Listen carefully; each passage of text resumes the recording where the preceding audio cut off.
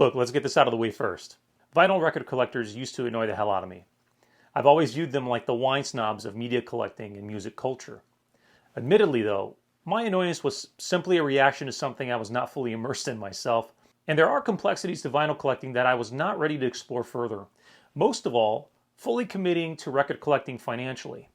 Because yes, it'll cost you. However, after many, many years of resisting, buying CDs and cassette tapes instead, and so much digital music, and pretty much collecting things like toys, comic books, and trading cards on the regular, it's finally dawned on me that record collectors are not so bad after all. I mean, wine snobs still irritate the hell out of me, but all of you vinyl collectors, you've somehow known something all along that non-collectors have missed, or like me, just tried to avoid, like eating shellfish and washing them down with milk. Admittedly, I'm still avoiding that like the plague. Vinyl collectors, you have been right all along, and I've come to realize that the art of collecting vinyl is unlike most other forms of collecting, especially these days, where speculators are profiteering from nostalgic things, and everything seems to be foolishly labeled as rare. Alright, so I'm sure my intro offended at least a subsegment of people. I'm sorry to all you shellfish and milk lovers. If you've been following me on social media long enough, you would know that I've been collecting since the mid-'80s.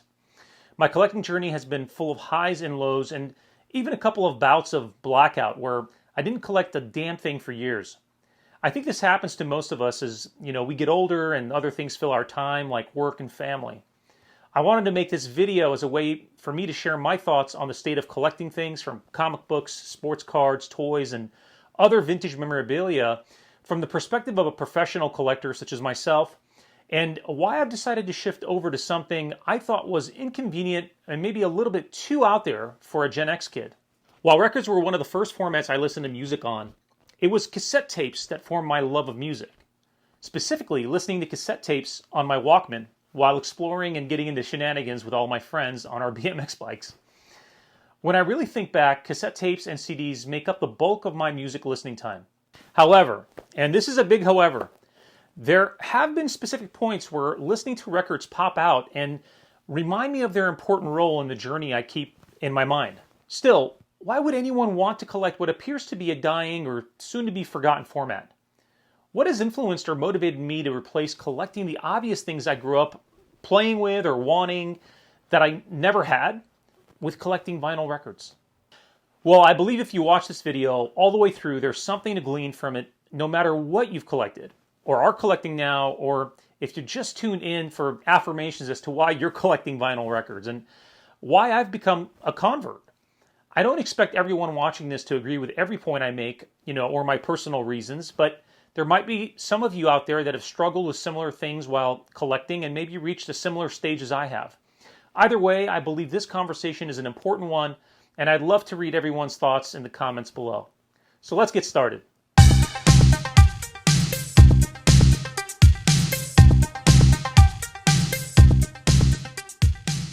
First of all, it's important to understand why people collect things, or choose to collect a specific thing. In the case of collecting music in its physical forms, vinyl records specifically, these are the most common reasons I've found. Collecting simply to collect as a hobby. A majority of collectors fall into this category. While some of these collectors are driven by the joy of ownership, the satisfaction of building a personal archive of beloved albums, others are enticed by the potential for profit, viewing vinyl not only as a hobby but as an investment opportunity. So they scour flea markets, garage sales, and estate sales, seeking out rare pressings and limited editions in the hopes of turning a profit in the bustling and growing marketplace of collectors. Now, I do have personal opinions that I'll reserve for a future video about these speculative collectors. Let me know if you'd like to hear those opinions in the comments below. Another reason for collecting is collecting to listen to your favorite tracks in a unique way, a more civilized way, from a civilized age, where the preparation and selection of the music is explicitly linked with the listening experience. Additionally, depending on your gear and your setup, you can be transported into that moment where the artist is in the room with you, playing the music for you. And there are those that collect for archival purposes, desiring to complete their favorite band's or musician's discography, or because an album or song takes them back to a special time, or because this type of collector wishes to encapsulate a playlist from their childhood either for themselves or to share with loved ones or others in a community. These are the true aficionados of the hobby, in my opinion. I relate most to these last two reasons. Listen, the true collector understands that vinyl record collecting is an odyssey fueled by a desire to amass not just the records, but pieces of history and fragments of our culture frozen in time. This category of collector is drawn not only to the music itself, but to the tangible artifacts that house it. The iconic album covers, the intricate inner sleeves, the tangible feel of the vinyl discs. These are the very reasons I feel very much suited for collecting vinyl. It's for these very reasons I've transitioned from hunting for other forms of nostalgia, even selling off a portion of my comic books and toys and baseball card collection in order to further invest in vinyl record collecting and all of its allure. All right, so that's the framework. Here are my top 10 reasons for moving to vinyl collecting. There may be more reasons as I grow in this hobby, and I'll update you, with future videos down the line. But these are the ones that have inspired me for now. Number one, vinyl collecting has a higher barrier to entry. Financially, diving into record collecting requires an upfront investment if your goal is to enjoy that special sound of listening to music on vinyl.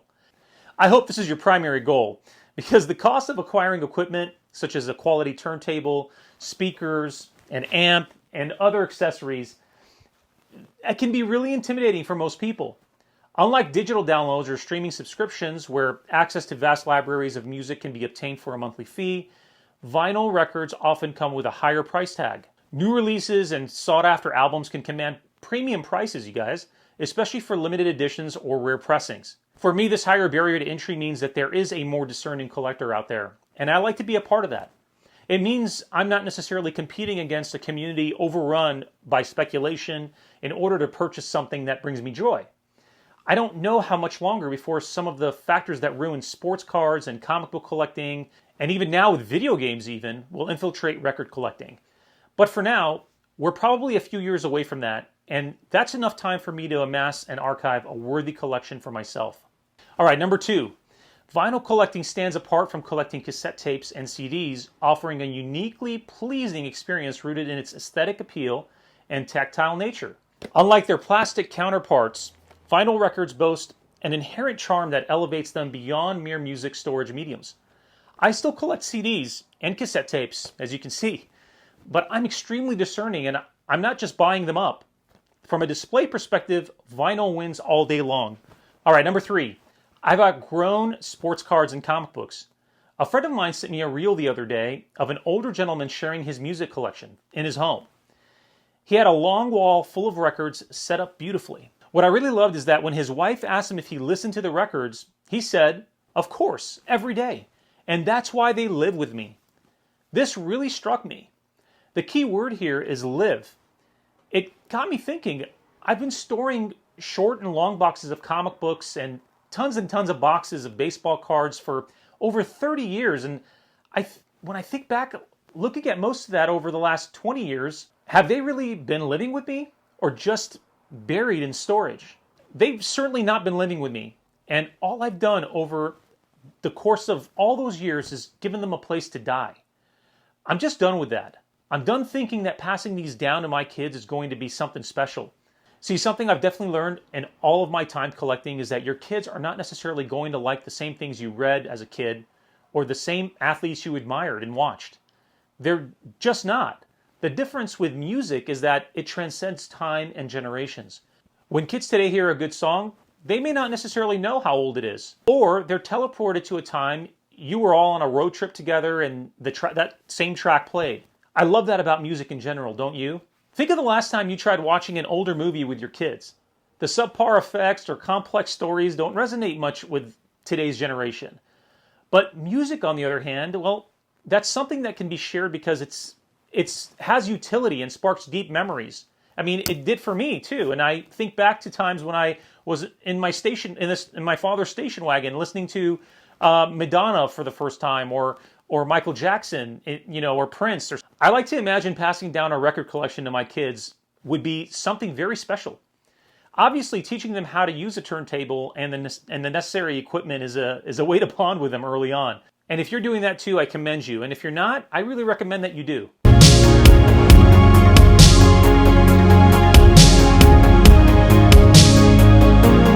All right, so just to expand on sports cards and comic books as an industry, my love for them has waned because both mediums have been infiltrated by heavy speculation. That's not to say that vinyl records aren't, bought and sold for profit, but in the case of sports cards and comics, it's an obvious mess. After imploding in the 90s and having been swept into the black hole of grading, both hobbies have suffered tremendously. Publishers still produce high print runs, an insane amount of alternative covers and nonsensical merchandise, and they even collude with the grading industry, which basically has led to heavy speculation in the hobbies. VHS and video games are following the very same path, and although it's true that those two formats have seen far less production. You've probably seen some insane prices for both formats when graded, right? On some of the resale sites like eBay or Mercari or something like that. Without trashing the sports card industry or the comic book industry, I will say that if I were going to share a hobby with one of my kids, sports cards or comic book collecting would not be on the radar anymore. It's a complete scam. Today, the trading card industry still produces cards not for really collecting and completing sets. They're producing product for breaking boxes for one or two special cards. When I was a kid, I wanted to complete an entire set of, say, 1989 Upper Deck. Even if I got the Griffey, I wanted to complete the entire set. It's no longer that way. Now, save for vintage movie and cartoon cards, I haven't bought trading cards since the late 90s. You're better off investing in market funds or even gold and silver than trying to speculate in the sports card or comic book markets. I know there's going to be someone in the comments that says, well, they have increased in value over the years and they are printed differently with lower print runs today. Or someone might be in there saying, well, what about when comics made a comeback during the MCU movie run? I'd say to you that there are outliers, certainly, but that hype is short-lived. The MCU has been producing basically the equivalent of manure in their last few films. Things aren't as hot anymore when it comes to comic books. Okay, so I need to touch on toys for a moment for all of you that collect toys. I mean, obviously, I have a ton of toys. This is only a single shelf of all the toys that I have, as well as ones that I hold in storage. I'm actually in the process of getting rid of most of my loose figures. I believe that toys do have staying power, although I really believe toys are also an inferior format to collect unless you're buying them complete in box. And by that I mean specifically vintage toys. There are certainly outlier toys like G1 Optimus Prime or Megatron, just as examples, or the original Voltron.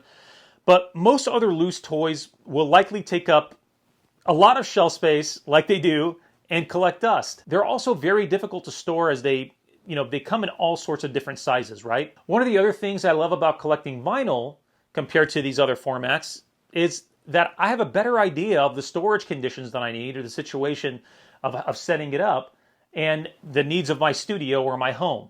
One other thing I'll add to collecting in general before I move on to the last few reasons I'm converting to vinyl, and that is that having been on social media with nearly 500,000 followers, I've bought my share of things just to share with my audience. There was a point I started collecting vintage cereal boxes, vintage lunch boxes, movie magazines, posters, watches, and various electronics, clothing, and even old soda cans. Look, they've all been fun to collect, but they present various storage and display conundrums. Like many of you fellow collectors, I wanted to recollect things I either had when I was a kid or that I wanted but couldn't never afford. Honestly, I've had to reel things in fairly quickly because I quickly realized that the price of everything had skyrocketed, especially post-pandemic. It seems like so many were jumping on the nostalgia bandwagon. There were plenty of resellers wanting to capitalize on this trend and were taking advantage of the demand. Obvious reasons. Profiteering, right? And quite honestly, some people just needed work and they needed to, make money. So I get that. But out of frustration, I just decided I was not going to buy from resellers unless the price was so good I couldn't pass it up. Have you run across this too? What's your take on the market for nostalgic things today? Do you think it's in a bubble? I'd love to know in the comments below. All right, number 4. I'm not overpaying for comics, toys, trading cards, and VHS tapes anymore. Finding deals on auction sites for these nostalgic items is becoming nearly impossible.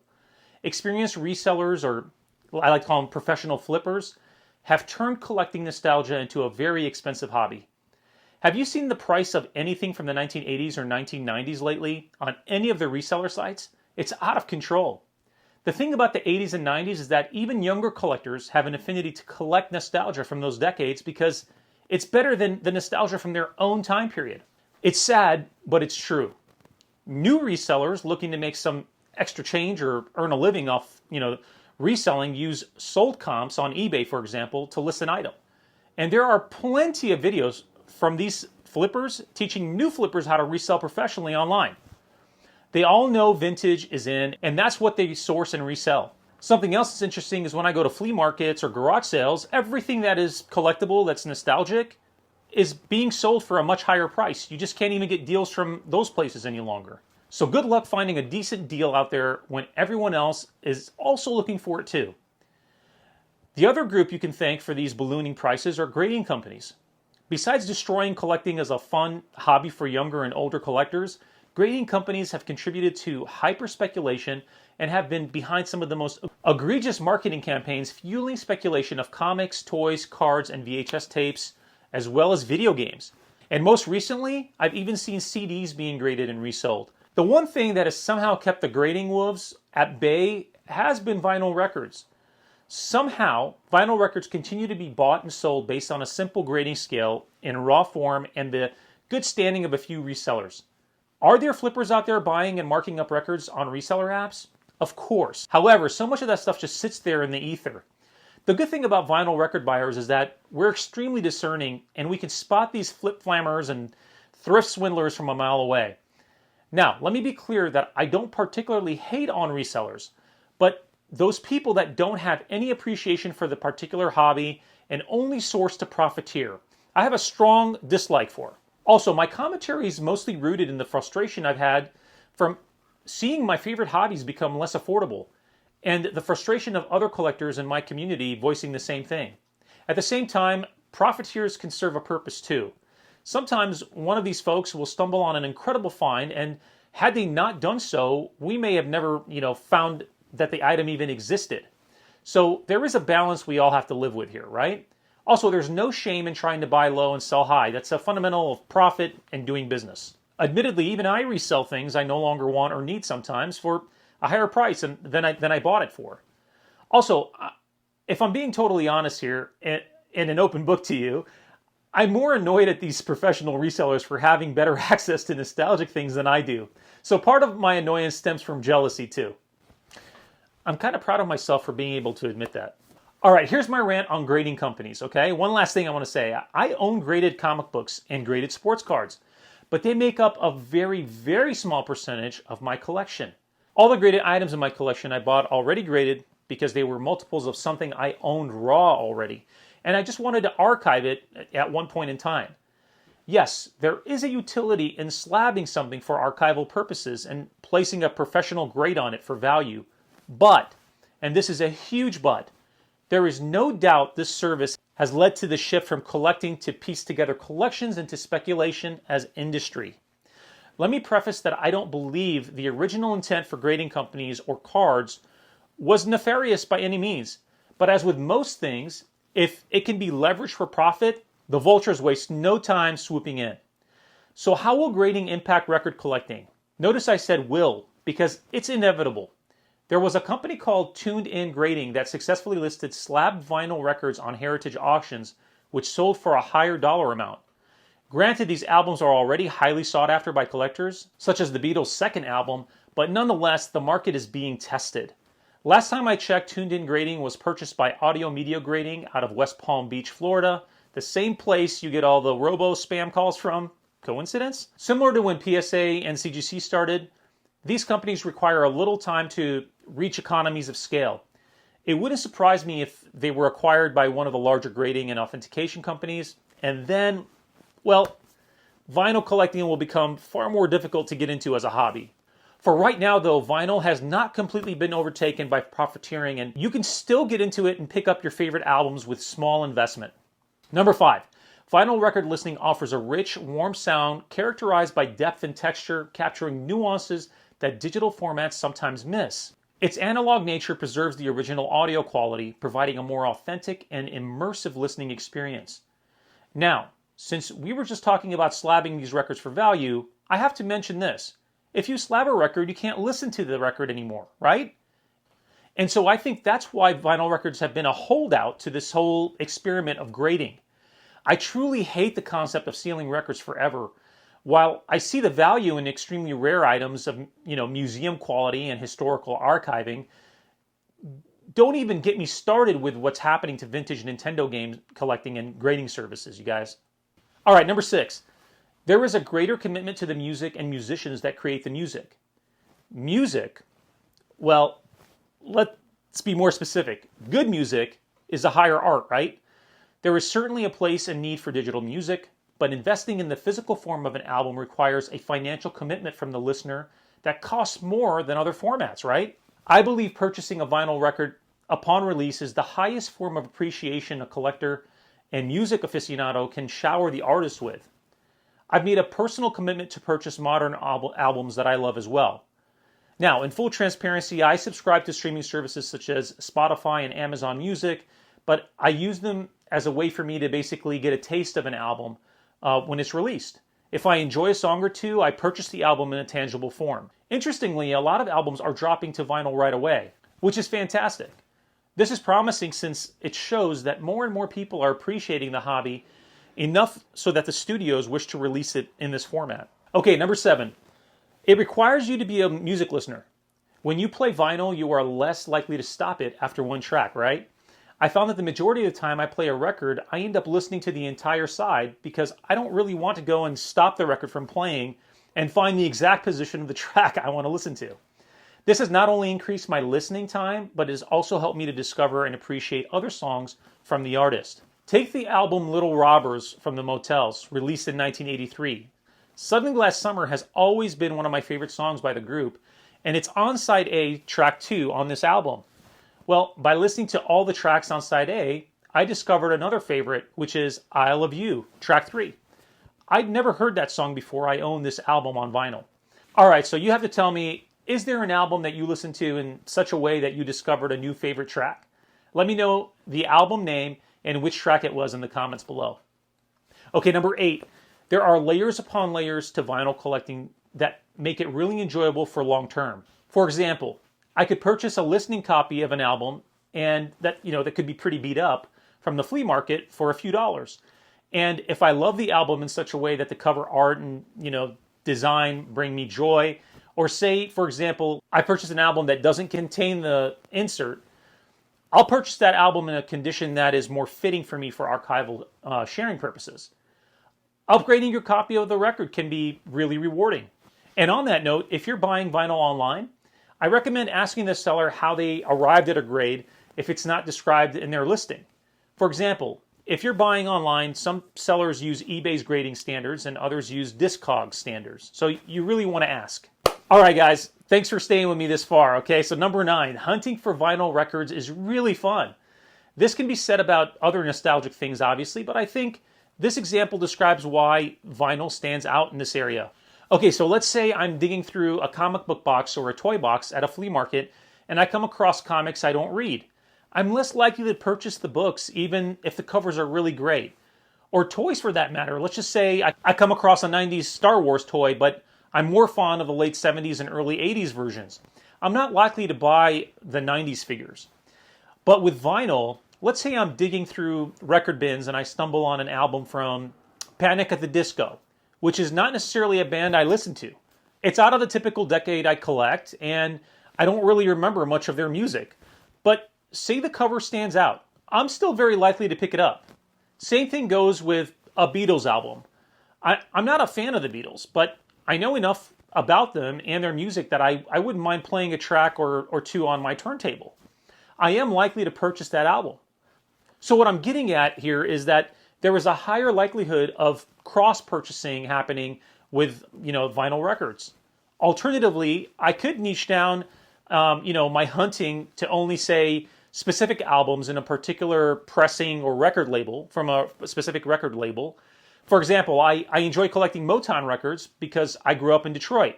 Well, maybe my purchasing frequency will be less, but the hunt for those records is exciting nonetheless, right? All right, number 10, guys. And I've saved this for last because it's my lowest motivator, yet nonetheless a really important factor. Vinyl collecting certainly has investment potential. The prospect of finding a valuable record can be a thrilling bonus, right, when you're digging. One example of vinyl records as investment lies in the realm of collectible and limited edition releases. Certain albums, particularly those from iconic artists or significant cultural movements, can become highly sought after by collectors. For instance, original pressings of the albums by the Beatles, Pink Floyd, or Led Zeppelin, or rare releases from niche genres like jazz, blues, or punk command very hefty prices. These albums often appreciate in value over time, especially if they're in pristine condition and accompanied by their original packaging. Another example are Holy Grail records, those elusive, ultra-rare releases that collectors dream of discovering. These could include, test pressings, promotional copies, or albums with unique quirks or variations. For example, the original pressing of the Beatles' Yesterday and Today album, featuring the controversial Butcher cover, is highly coveted among collectors due to its rarity and historical significance. To me, I think it's more controversial significance. And some would even say that it's the most collectible album ever. Personally, I can only assume speculators care for the album because of its value for speculation. Okay, so I'd love to know if you own this album in particular, though, and if you bought it because of its collectability or tracks, okay? You never know who's watching, and I'd like to hear your story. Okay, so similarly, certain misprints or errors on album covers or labels can turn on an otherwise ordinary record into a valuable collector's item. Personally, these are not huge motivators for me, but I certainly wouldn't mind discovering a Holy Grail album out there in the wild. Of course, investing in vinyl records comes with its risk and uncertainties like anything else that's speculative. Market trends can be unpredictable, and not every record will appreciate in value as expected. Moreover, the true value of a record often lies in its cultural and its historical significance rather than its monetary worth. I truly believe you should hunt for what you listen to and love. Finding joy in the music you listen to, it's priceless. All right, so you made it this far. In all honesty, am I fully abandoning comics, toys, trading cards, and other nostalgic things? The short answer is probably not. I go to flea markets and garage sales, and I can't say that I'm going to pass up a great opportunity when I see it. There are still items on my bucket list, of collecting I'm still striving to acquire. And there are items I simply wish to experience and share with you guys in a video or photo. So the best answer, I guess, is that if it's the right opportunity at the right price, chances are it's going to find a home in my collection.